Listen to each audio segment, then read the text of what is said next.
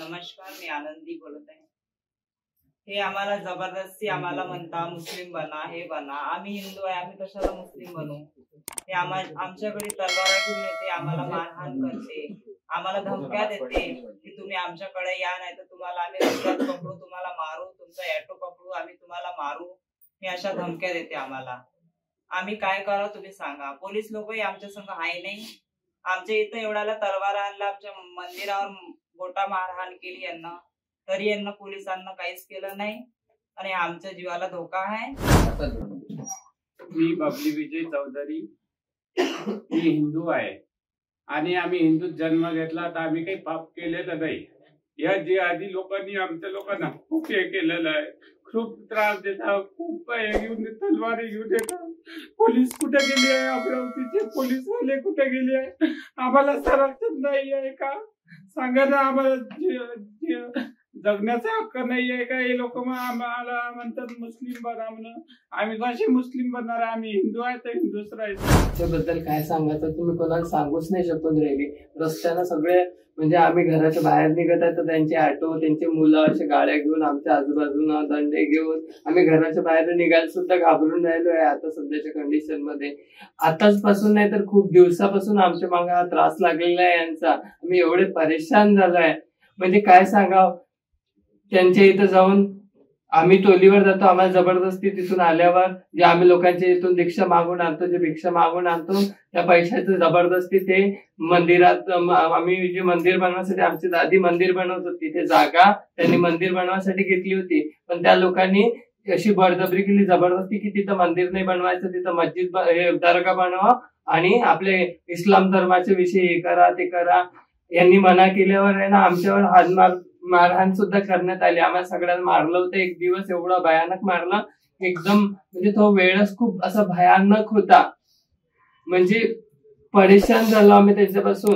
अशा रस्त्याने आता आम्ही जर घराच्या बाहेर निघालो ते लोक डायरेक्ट मारायला येतात अंगावर आणि धमक्या देताय नुसता की मारून टाकू, कापून टाकू. एकदम परेशान करून ठेवलंय त्यांनी. आम्ही एकदम त्रासून गेलोय. आम्हाला न्याय पाहिजे फक्त, बाकी काहीच नाही पाहिजे. तक्रार केली पोलिसांकडे, काय कारवाई केली? जय श्री महाकाल, नमो नारायण.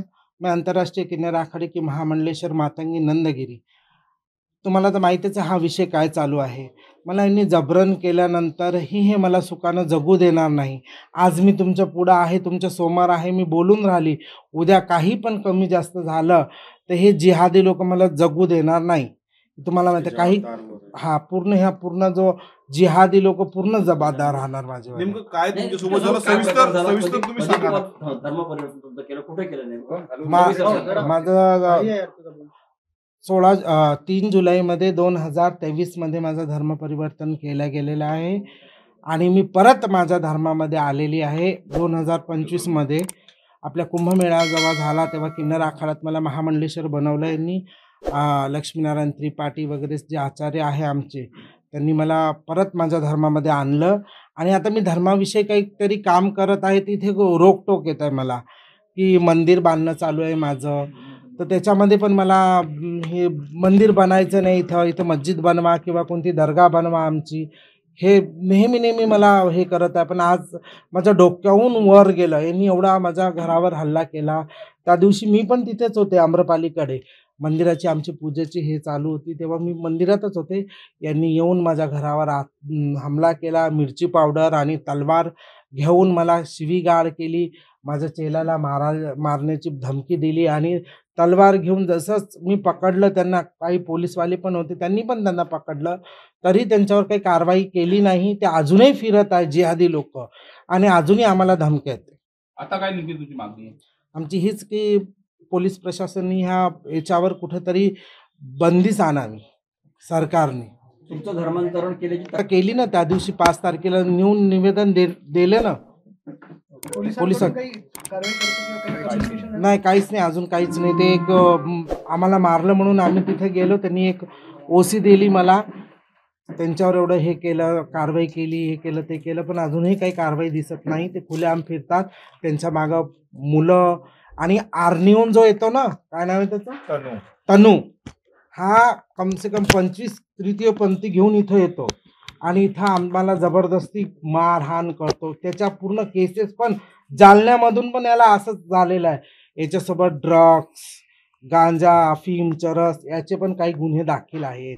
अमरावती शहरातले हिंदू तृतीयपंथी जे आहे तर 2023मध्ये काही तृतीयपंथीयांचं मुस्लिम धर्मामध्ये जबरन धर्मांतरण करण्यात आलं.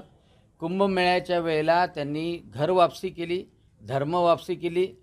तर त्याचा राग म्हणून साबणपुऱ्यामधले असलेले मुस्लिम तृतीयपंथी एक हाजी म्हणून आहे, हाजी सोनाबाई ममताबाई, त्यांनी यांच्या घरावर हमला केला. रफिक म्हणून त्या घरावर हमला केला. यांना मारण्याच्या धमक्या येतात आहे. आणि इतरही जे हिंदू तृतीयपंथी आहे त्यांना जबरीने मुस्लिम धर्मामध्ये प्रवेश करण्याकरता धमक्या दिल्या जातात आहे. घरच्यांना मारण्याच्या धमक्या दिल्या जातात. यांच्या पाठीमागे ऑटो लावल्या जातात. मुस्लिम युवक त्यामध्ये असतात आणि त्यामुळे त्या जीवाच्या भीतीने माझ्याकडे आले.